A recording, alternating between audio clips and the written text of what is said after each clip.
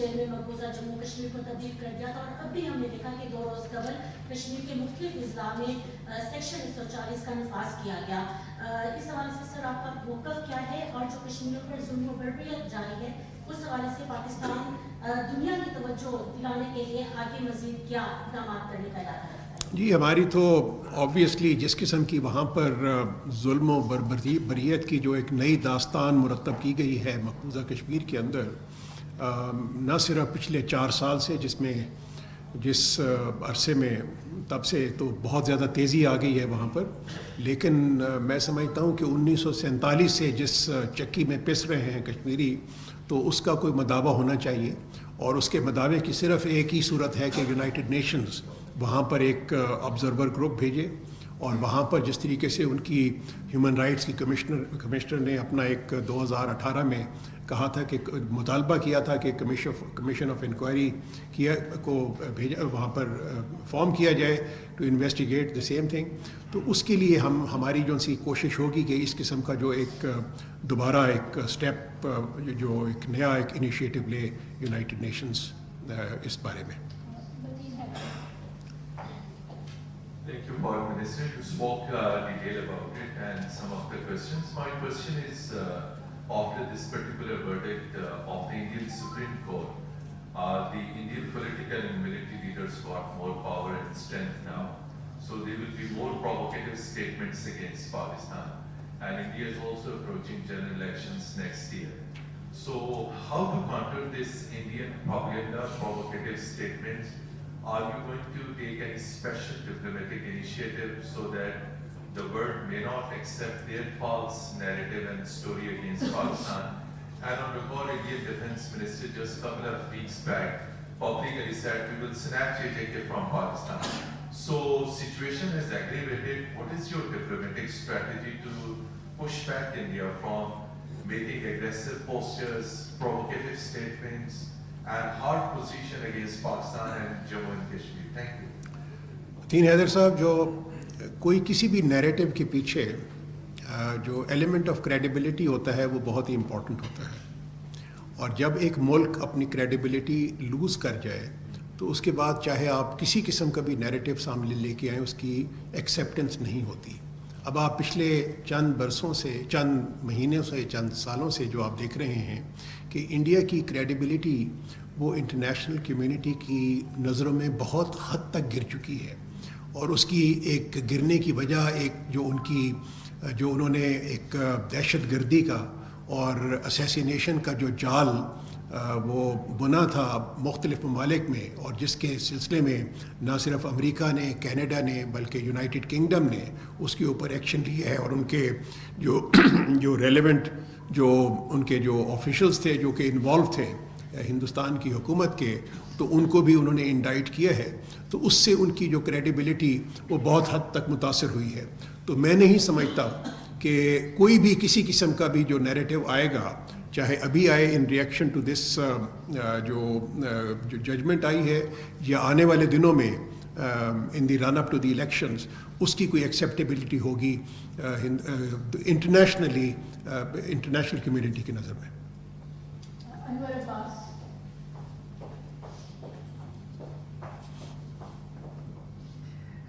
नाम अनवर अब्बास है, मैं बोल रही हूँ। उससे मुझे आपसे ये जानना है कि इस फैसले के नतीजे में मकबूजा कश्मीर में जो अवाम है वो एक मायूसी का एलिमेंट बढ़ा है।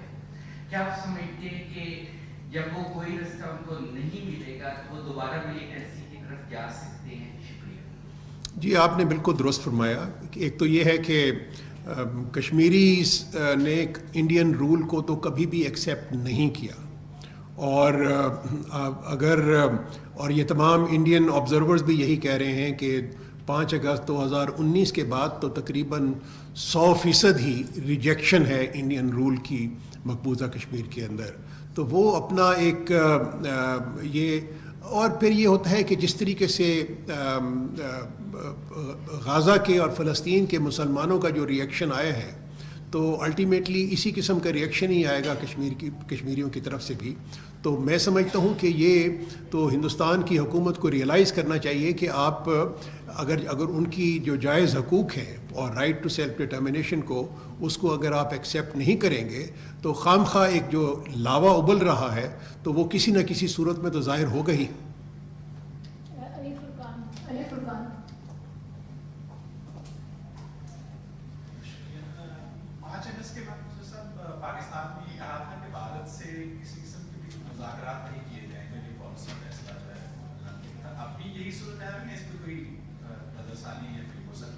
نہیں, ابھی تک تو وہی اپنا جو پالیسی اڈاپٹ کی تھی ہم نے 5 اگست 2019 کے بعد اسی پہ ہی عمل پیرا ہے.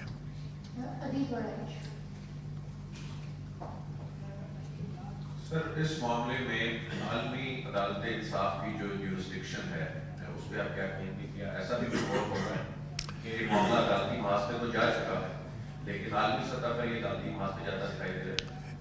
دیکھیں جی, میں آپ کو بتاؤں کہ وہ اگر یہ اتنا سالڈ کیس ہے پاکستان کا کہ پاکستان کسی بھی اگر عدالت میں جائے جو کہ ایک نیوٹرل ہو عدالت ہو تو اس کے اندر انڈیا کا کیس بہت ہی کمزور ہے کشمیر کے اوپر. لیکن ایک انڈیا ہمیشہ آڑ لیتا ہے پروسیجرل ایشوز کے اوپر اور وہ جورسڈکشن کو اپنا وہ چیلنج کرتا ہے. تو اس لیے وہ جو آپ کورس آف ایکشن بتا رہے ہیں تو ہمیں صرف اس صورت میں ہی وہ اس کو سوچنا پڑے گا اگر تو ہندوستان ایکسیپٹ کرتا ہے ان کی جورسڈکشن. اگر وہ نہیں کرتا ان کی تو پھر وہ ایک ایکسرسائز ان فیوٹیلیٹی ہی ہوگی میرے خیال کے مطابق. جی thank you. Ali Hussain from business reporter. Sir historically ہم نے ویسٹرن ورلڈ کا جو ڈبل اسٹینڈرڈ ہے کشمیر کے معاملے میں ہم نے دیکھا ہے جیسے یو ایس ہو گیا باقی یورپین کنٹریز ہیں ویسٹرن, تو ایک ایسی صورتحال میں کہ اسی ویسٹرن ورلڈ کا ڈبل غزہ میں بری طرح سے ایکسپوز ہو رہا ہے اسرائیلی فورسز. تو ایسے وقت میں جلالی صاحب ایسی کون سی اسٹریٹجی ہوگی کہ جو دنیا جو ہے جو آلریڈی اتنا مطلب پولیٹیکلی ڈیوائڈیڈ ہے تو ایسے وقت میں کشمیر کے لیے کیسے آپ دنیا کو جو ہے سپورٹ ان کا جو ہے کرا سکیں گے؟ Thank you. جی آپ نے صحیح فرمایا, لیکن اس کے ساتھ ساتھ آپ یہ بھی دیکھیے کہ اس جو ڈبل سٹینڈرڈز کے باوجود ایک جو سوچ, ایک نئی سوچ ابھر رہی ہے تمام دنیا میں, صرف خالی اسلامک دنیا میں نہیں بلکہ ویسٹرن میں بھی, کیپٹلز میں بھی یہ سوچ کو, اس بات کو سیریسلی کنسیڈر کیا جا رہا ہے کہ ایک 2 اسٹیٹ سولوشنز کے بغیر اس مسئلے کا حل نہیں ہو سکتا, اور یہ کہ اگر اس کا حل جلد از جلد نکالا جائے تاکہ اس وائلنس کو روکا جا سکے تو وہ بہتر ہوگا.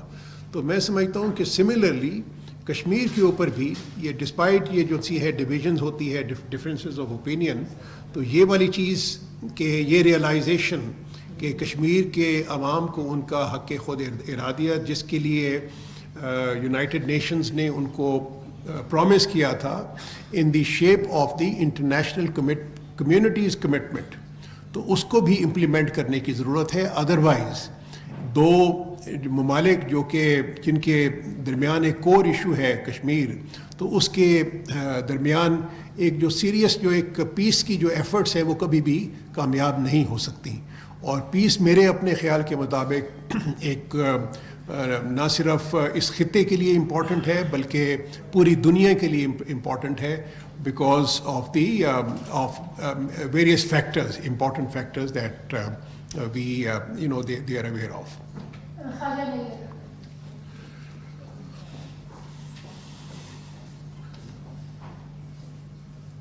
سر 75-76 سال سے چاہے وہ یو این ہے یا او آئی سی ہے, یہ جو دونوں مسلمانوں کے جو ایشوز ہیں فلسطین اور کشمیر, ये दोनों ऑर्गेनाइजेशन जो है पूरी तरह नाकाम रही हैं ये दोनों मसले हल करने में। अब भारत जो है वो 5 अगस्त के बाद इक़दामात और अब वहाँ पे भारतीय जो सुप्रीम कोर्ट का जो फैसला है, अब पाकिस्तान जो है, पाकिस्तान को हमेशा जो अपनी एक बात करता रहे, अब दो ठोक पाकिस्तान की तरफ से क्या इक़दामात किए जाएंगे ताकि भारत को इसी जगह पे रोक दिया जाए। बहुत जी बिल्कुल, अपना हमारा मौक़िफ़ बिल्कुल दो टोक होगा। हम कश्मीरी अवाम की ख्वाहिशात के साथ हम अपना उस मौक़िफ़ हमारा जो सा है वो कायम रहेगा। और दूसरा ये है कि जब तक यूनाइटेड नेशन सिक्योरिटी काउंसिल की रेजोल्यूशंस को अमल दरामद नहीं हो सकता, उस वक्त तक हम पाकिस्तान जो सा है वो उनके कश्मीरी अवाम की जो मॉरल डिप्लोमेटिक सपोर्ट है वो जारी रखेगा। और मैं समझता हूँ कि इस मौक़िफ़ की बार बार जो एक है उसको रीइटरेट करने की भी बहुत ज़रूरत है, और न सिर्फ कश्मीरियों के लिए बल्कि इंटरनेशनल कम्युनिटी के लिए भी। और मैं आपको एक और चीज़ भी बताऊँ कि कश्मीरियों को भी एहसास है कि पाकिस्तान बिल्कुल सॉलिडली कश्मीरी मौक़िफ़ के साथ खड़ा हुआ है, कश्मीरियों के मौक़िफ़ के साथ खड़ा हुआ है। और जब तक ये रेजोल्यूशन पे अमल दरामद नहीं होगा तो पाकिस्तान उनको अपनी कोशिशें वो जारी रखेगा। अब्दुल्ला मोहम्मद।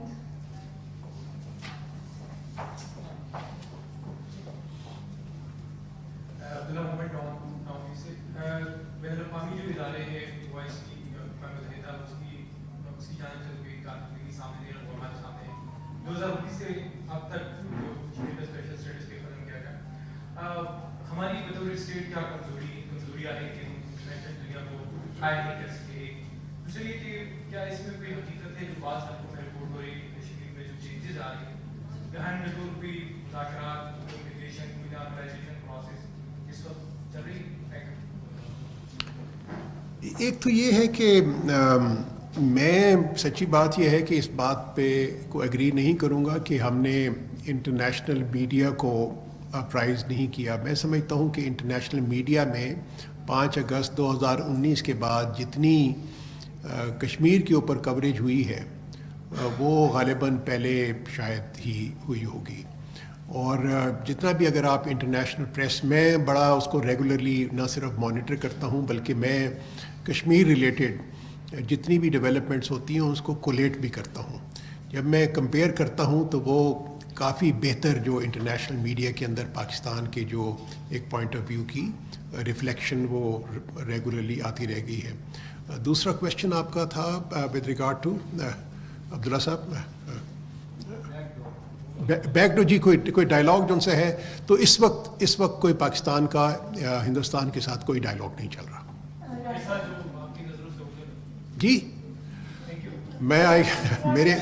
मेरी नज़रों से कोई ओझल नहीं है जी, मैं आपको बता सकता हूँ।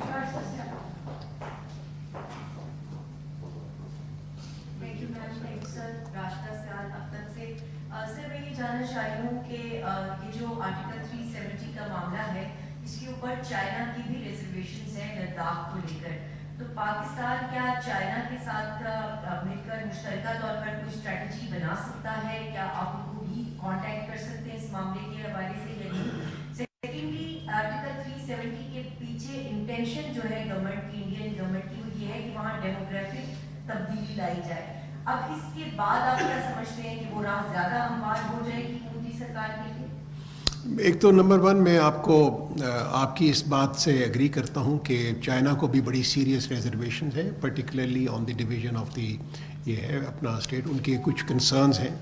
और लेकिन ये है कि as far as coordination of Pakistan position, तो पाकिस्तान अपने इंटरेस्ट को देखते हुए अपने एक लायामल वो अख्तियार करता है और उसके लिए आपको किसी और मुल्क के साथ कोऑर्डिनेट करने की ज़रूरत नहीं होती।